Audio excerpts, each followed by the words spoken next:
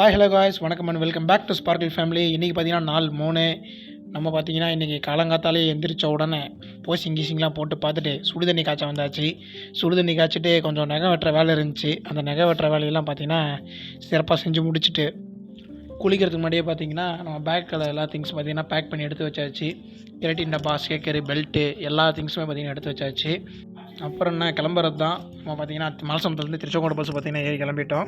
அப்புறம் தம்பியை திருச்செங்கோடுலேருந்து பிக்கப் பண்ணிட்டு ஈரோடு வந்து பார்த்திங்கன்னா ட்ரெயின் ஏறிட்டோம். அதுக்கப்புறம் ட்ரெயின் எடுத்ததுக்கப்புறம் ஒரு மாதிரி நல்லா ஃபன்னாக தான் போச்சு. பாட்டு கேட்குறது தான் பார்த்திங்கன்னா ஹெட்ஃபோன் கொஞ்சம் சரியாக இல்லை.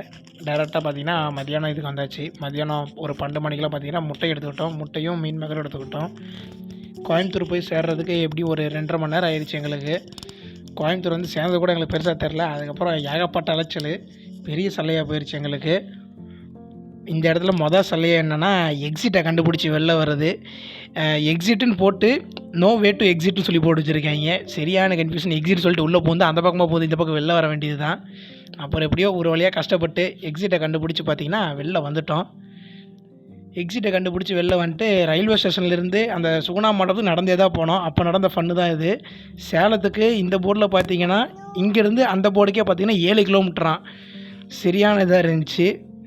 இங்கே பாருங்கள், இந்த போர்டோட டிஸ்டன்ஸ் பாருங்கள் எவ்வளோ இருக்குன்ட்டு. இந்த போர்டிலேருந்து அந்த போர்டுக்கு பார்த்திங்கன்னா 7 கிலோமீட்டர் டிஃப்ரென்ஸு.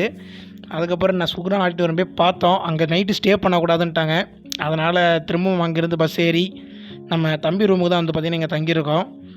அந்த தம்பி ரூமோட வீடியோலாம் வந்துட்டு நான் நாளைக்கு போடுறேன். அப்புறம் நைட் வந்துட்டு முட்டையெல்லாம் சாப்பிட்டு பசங்க கூட ஜாலியாக கேம் விளாண்டுட்டு இப்போ பார்த்திங்கன்னா படுத்து தூங்க போகிறோம்.